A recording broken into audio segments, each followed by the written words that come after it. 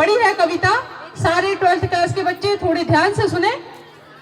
प्यार होगा तो दर्द भी होगा, सफर तो रुकावटें, साथी तो यादें, उड़ान तो थकान, सपने होंगे तो सच से दूरियां होंगी। मेरी बेटी, तुम्हारे नए सफर की शुरुआत में क्या शिक्षा दूं तुम्हें। प्यार मत करना, दर्द मिलेगा, सफर मत करना, कांटे होंगे, साथी मत चुनना, कड़वी यादें दुख देंगी, उड़ान मत भरना, थक जाओगी। मेरे ये डर कहीं तुम्हारे संकल्प को छोटा ना कर दे, इसलिए प्रार्थना में मैंने आंखें मूंद ली है, आह्वान किया है सब देवी देवताओं का। हे बाधाओं के देवता, मैं तुम्हें बता दूं कि मैं बहुत से खेल इसलिए नहीं खेलती कि हारने से डरती है। तुम ध्यान रखना कि कोई बाधा इतनी बड़ी ना हो जो उसके जीवन के हौसले को पस्त कर दे। तुम उसे सिर्फ इतनी ही मुसीबतें देना जिन्हें पार करके वह विजय महसूस कर सके और उसकी यह उपलब्धि उसके सफर में एक नया उत्साह भर दे।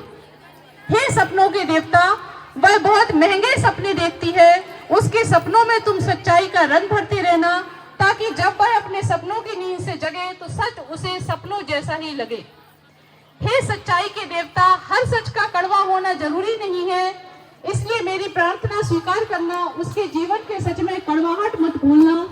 हे प्रेम के देवता, मैं तुम्हें आगाह कर दूं कि वह तुम्हें साधारण साधकों की तरह नहीं जो शब्दों के आदान प्रदान के प्रेम से संतुष्ट हो जाए, वो असाधारण प्रतिभाओं की स्वामिनी है। वह जिसे चाहेगी टूट कर चाहेगी और समय का मापदंड उसके प्रेम की कसौटी कभी नहीं हो सकता।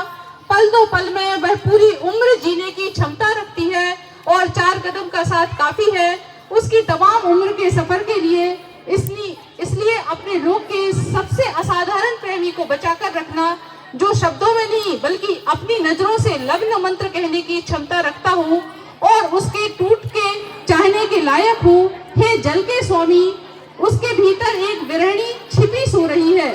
जब रिक्तता उसके जीवन को घेर ले और वह अभिशप्त प्रेमी जिसे उसे धोखा देने का श्राप मिला है, जब उसे अकेला छोड़ दे, उस घड़ी तुम अपने जल का सारा प्रवाह मोड़ लेना, वरना तुम्हारा क्षीर सागर उसके आंसुओं में बह जाएगा और तुम खाली पड़े रहोगे। बाद में मत कहना कि मैंने तुम्हें बताया नहीं।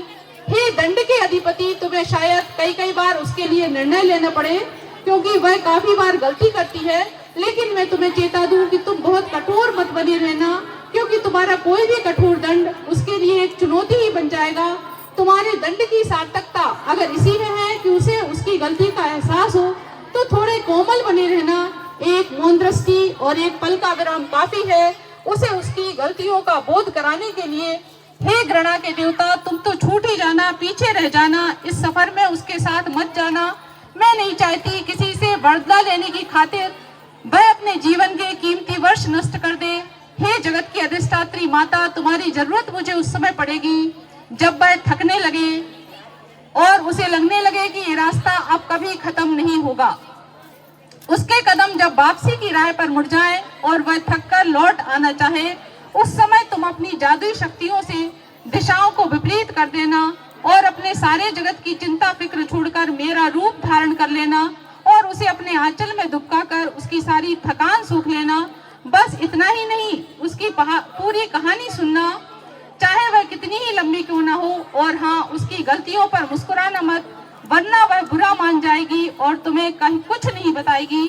जब उसकी आंखों से तुम्हें आकाश दिखने लगे और मौन धारण कर ले और उसकी एकाग्रता उसे एकागी कर दिए, तब तुम समझ जाना वह लक्ष्य में तल्लीन होकर चलने के लिए तत्पर है। तब तुम चुपचाप चली आना। मैं जानती हूँ कि वह अब जब तक चलेगी जब तक उसकी मंजिल उसे मिल नहीं जाती। जाओ बेटी, अब तुम अपना सफर प्रारंभ कर सकती हो। तुम्हारी यात्रा शुभ हो, शुभ हो, शुभ हो।